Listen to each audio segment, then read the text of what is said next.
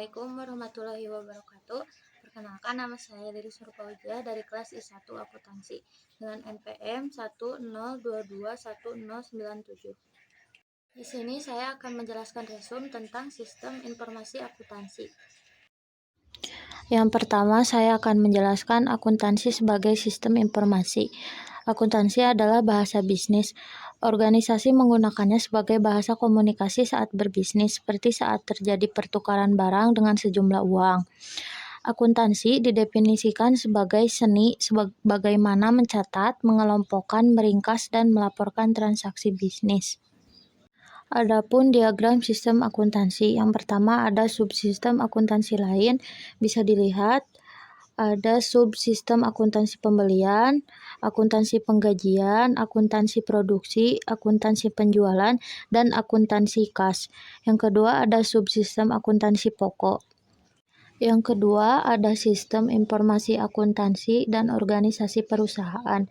Akuntansi sebagai suatu sistem informasi mengidentifikasi, mengumpulkan, memproses, dan mengkomunikasikan informasi ekonomi mengenai suatu entitas ke berbagai kelompok orang.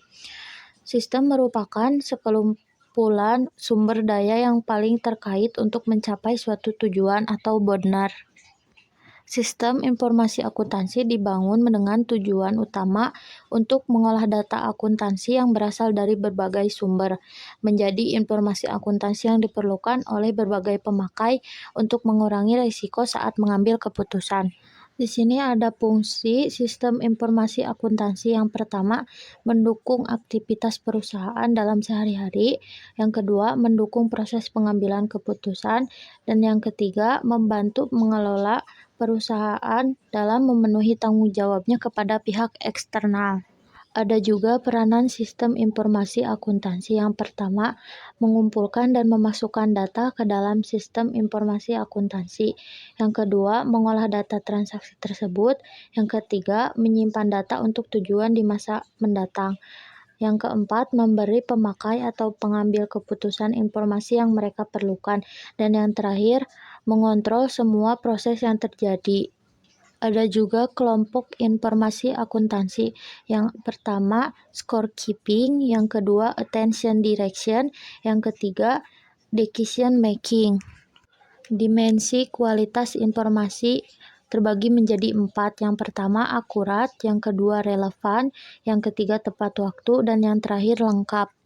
Hubungan sistem informasi akuntansi dan sistem informasi manajemen yaitu yang digunakan oleh suatu perusahaan di mana di dalamnya mencakup informasi keuangan dan non-keuangan, disebut sebagai sistem informasi manajemen. Yang ketiga, sistem. Sistem adalah kumpulan komponen atau baik fisik maupun non-fisik yang saling berhubungan satu sama lain dan bekerja sama secara harmonis untuk mencapai suatu tujuan tertentu.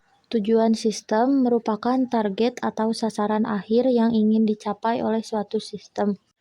Batas sistem merupakan garis abstraksi yang memisahkan antara sistem dan lingkungannya. Subsistem merupakan komponen atau bagian dari suatu sistem.